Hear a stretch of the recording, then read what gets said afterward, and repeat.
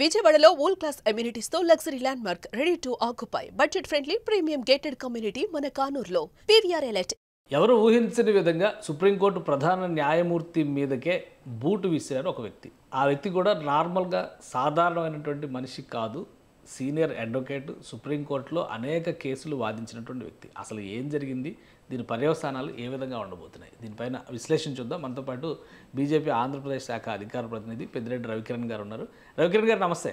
Sir Keshav గారు, Suman TV వీక్షకులందరికీ నమస్కారం అండి. రవికిరణ్ గారు, సుప్రీంకోర్టులో జరిగినటువంటి ఇష్యూ చాలా వరకు అది చర్చనీయాంశమైంది, ఆందోళనలు జరుగుతున్నాయి. ఒక బూటు విసరడం గతంలో మనం ప్రధానమంత్రి స్థాయి వ్యక్తి వరకు చూసాం బూటు విసిరేటువంటి ప్రయత్నం జరగడం అనేది. ఇప్పుడు సుప్రీంకోర్టు చీఫ్ జస్టిస్ పైనే బూటు విసరడం అనేది ఏ విధంగా చూడాలి? రాజ్యాంగ విలువలు, ముఖ్యంగా రాజ్యాంగాన్ని ధిక్కరించేటువంటి వ్యక్తులు ఎక్కువైపోయారనేటువంటి విమర్శలు కూడా వస్తున్నాయి. దీనికి ఏం చెప్తారు మీరు? సార్ కేశవ్ గారు, అయితే సుప్రీంకోర్టు సిజే గవై గారి మీద షూ వేసే ప్రయత్నం ఒక senior lawyer doctor Rakesh Kishore గారు చేయటం అత్యంత బాధాకరం, హేయమైన చర్య. అటువంటిది ఎవరు చేయకూడదు. అది ప్రధానమంత్రి మీద కావచ్చు, లేదా రాష్ట్రపతి మీద కావచ్చు, ఎవరి మీదన్నా సరే ఈ తప్పు. రాజ్యాంగ వ్యవస్థలని మనం కాపాడుకోవాలి. అసహనానికి గురైపోయి షువ్వు, రాళ్ళు, కర్రలు వేసుకుంటూ పోతే మరి ఆటవిక సమాజానికి మనకి తేడా ఏముంది? ఒక లాయర్ గా ఒక విషయాన్ని మీకు నచ్చకపోతే there is a legal remedy. Legal గా అది రెమెడీ ఉంది కదా, ఆ రెమెడీని మీరు ఆశ్రయించవచ్చు కదా. ఒక లాయర్ గా మీరు పిటిషన్ వేయచ్చు. ఇప్పుడు ఆయన అంటాం ఏంటి, డాక్టర్ రాకేష్ కిషోర్ గారు, ఆయన ఇంటర్వ్యూ కూడా చూశాను, ఏఎన్ఐలో ఆయన ఇంటర్వ్యూ పొద్దున వచ్చింది. ఆయన 71 సంవత్సరాలు పెద్ద ఆయన, పిహెచ్డి చేశారు, ఎల్ఎల్బి చేశారు, doctorate. And is psychologically is very sound, very logically, చాలా ఎక్కడ ఏమి పిచ్చోడు లేకపోతే పిచ్చోడు చెందా ఎడ కాదు. Is very stable person. అలాగే ఉన్నాడు, ఆయన ఇంటర్వ్యూ చూస్తుంటే అలాగే ఉంది. ఇప్పుడు ఆయన అంటాం సెప్టెంబర్ 16వ తారీఖు జస్టిస్ గవై గారి ముందు ఒక ప్రజా ప్రయోజనాలు వ్యాధి వచ్చింది, పిఏఎల్ వచ్చింది, పబ్లిక్ ఇంట్రెస్ట్ లిటిగేషన్.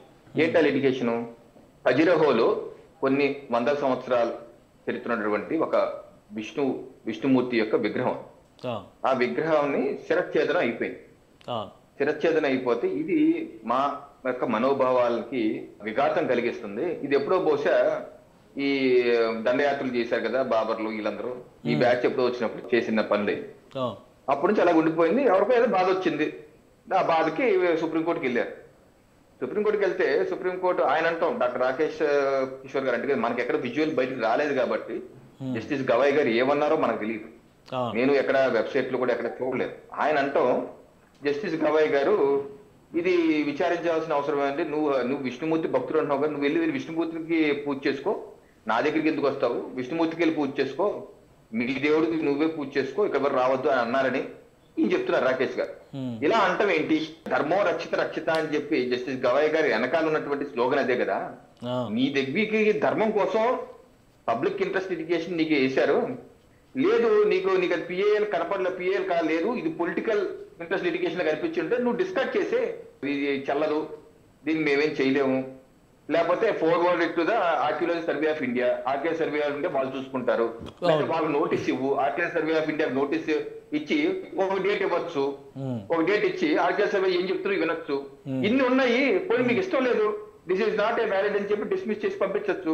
మీరు ఆ వ్యాఖ్యలు చేయటం ఏంటి? అది మా యొక్క మనోభావాలు దెబ్బతిన్నాయి. మరి ఇదే విషయాలు వేరే ధర్మం వాళ్ళు మీ దగ్గరికి వస్తుంటే ఇటువంటి వ్యాఖ్యలు చేయట్లేదు కదా అని చెప్పి కొన్ని అంశాలను కోట్ చేస్తున్నారు, కొన్ని విషయాలను కోట్ చేస్తున్నారు. వాళ్ళు వీళ్ళ కోసం అర్ధరాత్రి మీరు కోర్టులు ఓపెన్ చేస్తారు, 2 గంటలకు రాత్రి కోర్టు ఓపెన్ చేస్తుంటారు. వాళ్ళు వేరే వాళ్ళు వచ్చినప్పుడు మాత్రం అగులు గగ్గుతూ మీరు అనేకమైన పార్లమెంట్ చేసిన చట్టానికి కూడా సవరణ చేస్తుంటారు. మరి హిందూ ధర్మానికి వచ్చిన కేసుల విషయంలో ఎందుకు ఈ నిర్లిప్తత వహిస్తున్నారు, ఎందుకు ఆ వ్యాఖ్య ఎందుకు చేస్తున్నారు అని నాకు ఆవేదన కలిగింది. నేను నిద్ర పట్టలేక, నాకు కొన్ని రోజులు నిద్ర లేక ఫైనల్ గా పని చేశానని చెప్పి అని అంటున్నారు. సో ఇది ఆయన చెప్పిన వాదన, ఆయన ఆవేదన ఉంటే ఆయన ఆవేదనతో కొంతమంది ఏకీభవించవచ్చు, కానీ ఆ చర్యతో మాత్రం ఎవరు ఏకీభవించరు. మీ ఆవేదనలో ఏకీభవించి చాలా మంది ఇది రాజ్యాంగం పైన దాడి, న్యాయ వ్యవస్థల పైన దాడి అని ఆల్రెడీ విపక్షాలు దీనిపైన పెద్ద ఎత్తున ఆందోళనలు కూడా చేస్తున్నాయి. ప్రతి చోట ధర్నాలు కూడా జరుగుతున్నాయి. అంబేద్కర్ విగ్రహాల దగ్గర వినతి పత్రాలు కూడా ఇస్తున్నారు. ప్రభుత్వ పక్షాన, అంటే కేంద్ర ప్రభుత్వ పక్షాన దీనిపైన ఇన్వాల్వ్ అవడానికి కానీ రియాక్ట్ అవడానికి కానీ ఏదైనా అవకాశం ఉందా? జస్ట్ ఇది ఒక ఎమోషనల్ ఇష్యూ కోర్టులో జరిగినటువంటి సందర్భం కింద మనం చూడాల్సి ఉంటుందా? ఆల్రెడీ ప్రధానమంత్రి నరేంద్ర మోడీ గారు జస్టిస్ గవై గారితో మాట్లాడారు, ఫోన్ లో మాట్లాడి ట్వీట్ కూడా చేశారు. ప్రధాని నరేంద్ర మోడీ గారు వారి యొక్క విషయాలు కనుక్కున్నారు, ఇది తప్పుడు చర్య, ఎవరు చేయొద్దన్నారు.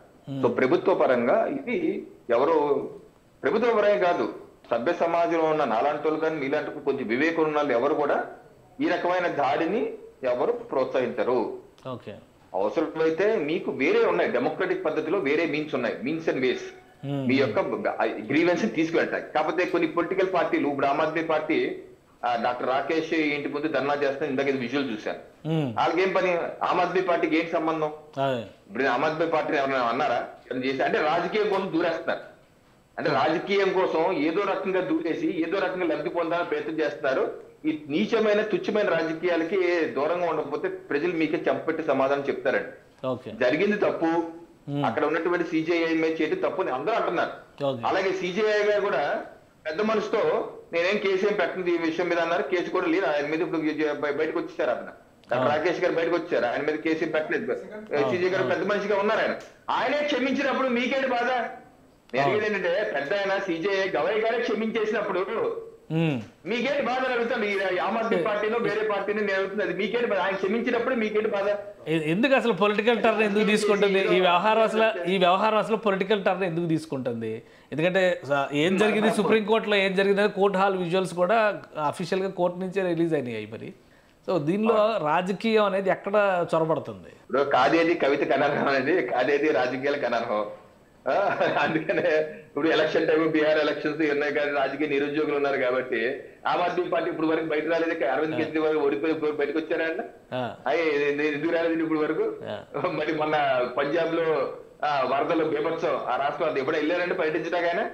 ఆయన వాళ్ళ పార్టీ వారి ప్రభుత్వం వెళ్ళారు, ఆయన పర్యటించడానికి ప్రజలు నా కష్టాల్లో ఉంటే వెళ్తారు. ప్రధాని నరేంద్ర మోడీకి వెళ్ళారు, కేజ్రీవాల్ ఎక్కడ వెళ్ళారు? కేజ్రీవాల్ వెళ్ళారు కదా. ఇటువంటి పట్టావు, ఇటువంటి నీచమైన రాజకీయాలు చేయాలి అంటే మాత్రం సౌదరమ్మ అని వేసుకొచ్చేస్తారు, బండి వేసుకొచ్చేస్తారు, లేదా జాడు వేసుకొచ్చారు, చీపులు కనపట్టుకుని వచ్చేస్తారు, అక్కడ మాత్రం వెళ్ళరు. ఈ దరిద్రమైన రాజకీయాల కోసం ఈ చేస్తే ప్రజలు గమనిస్తున్నారండి. కానీ ఇది సనాతన ధర్మానికి ముడిపెట్టి సనాతనవాదులందరినీ కూడా టార్గెట్ చేస్తున్నటువంటి విమర్శలు ఎక్కువ కనిపిస్తున్నాయి. ఇందులో సనాతన ధర్మానికి ఏదైనా సంబంధం ఉందా? ఇది విష్ణువు రూపాన్ని లేదా విష్ణువు శిరస్సును ఛేదించినటువంటి సంఘటన గురించి మాట్లాడేటువంటి క్రమంలో ఇది సనాతన ధర్మానికి చెందిన అంశమే అని చెప్పడానికి ఏదైనా ఉందా? ఎందుకు సనాతన ధర్మాన్ని టార్గెట్ చేస్తున్నారు మిగతా పార్టీలు కానీ ఆందోళనకారులు కానీ? అంటే డాక్టర్ రాకేష్ గారు షూ ఎప్పు తీసి వేసే ప్రయత్నం చేశారు, పట్టేస్తున్నారు పోలీసులు. వేయలేదు, పట్టేస్తున్నారు. తీసుకెళ్లిపోతున్న టైంలో ఆయన ఒక స్లోగన్ ఇచ్చారు, సనాతన పైన దాడి భారత సమాజం ఊరుకోదు, ఒప్పుకోదు. సనాతన పై దాడి భారత సమాజం ఊరుకోదు అనే స్లోగన్ ఒకటి ఇచ్చారు ఆయన. అక్కడ వచ్చింది పదం, ఆ పదాన్ని పట్టుకున్నారు సనాతన కాబట్టి. మరి సనాతన పాటించే వాళ్ళు కరోనా కన్నా దుర్మార్గం, వాళ్ళు ఈ భూప్రపంచం నుంచి తుడిచిపెట్టేయాలి, వాళ్ళు నీచులు, పరమ నీచులు అన్నటువంటి స్టాలిన్ డిఎంకే బ్యాచ్ గురించి ఎవరు మాట్లాడరు. కాంగ్రెస్ పార్టీ, ఆమ్ ఆద్మీ పార్టీ ఏంటి ఒక జాతిని మొత్తం నిర్మూలించేస్తా అన్నారు ఆయన. మరి సనాతనాన్ని మొత్తం నిర్మూలించేస్తాను, మీరు కరోనా కన్నా వైరస్ పోవాలంటే అటువంటి వ్యక్తులు మాట్లాడినప్పుడు మరి ఈ సోకాల్డ్ సెక్యులర్ పార్టీలు ఎవరు బయటకు రారు. అప్పుడు ఆమ్ ఆద్మీ పార్టీ ఎందుకు బయటకు రాలేదు? కాంగ్రెస్ పార్టీ సపోర్ట్ ఇచ్చింది అతనికి, స్టాలిన్ కి, ఉదయనిధి స్టాలిన్ కి సపోర్ట్ ఇచ్చారు కాంగ్రెస్ పార్టీ. మరి ఇది దుర్మార్గం కదా, ఆ రోజు బయటకు ఎందుకు రాలేదు?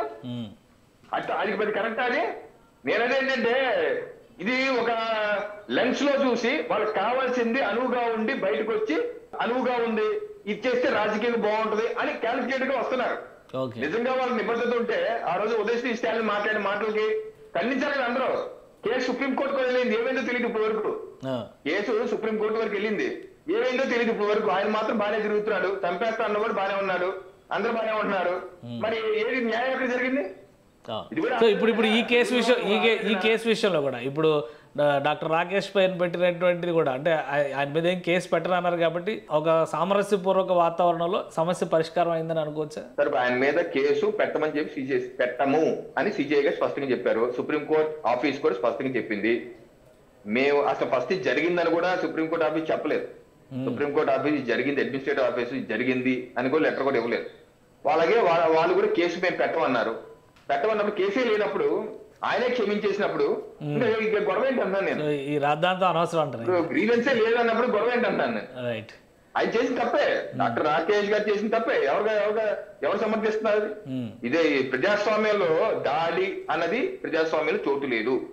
When you are a lawyer, మీరు సుప్రీంకోర్టు లాయర్ గా ఉండి కూడా ఆ పని చేయడం చాలా తప్పు. మీకు బాధ ఉంటే ఉండటంలో తప్పే లేదు, బాధ ఉండొచ్చు.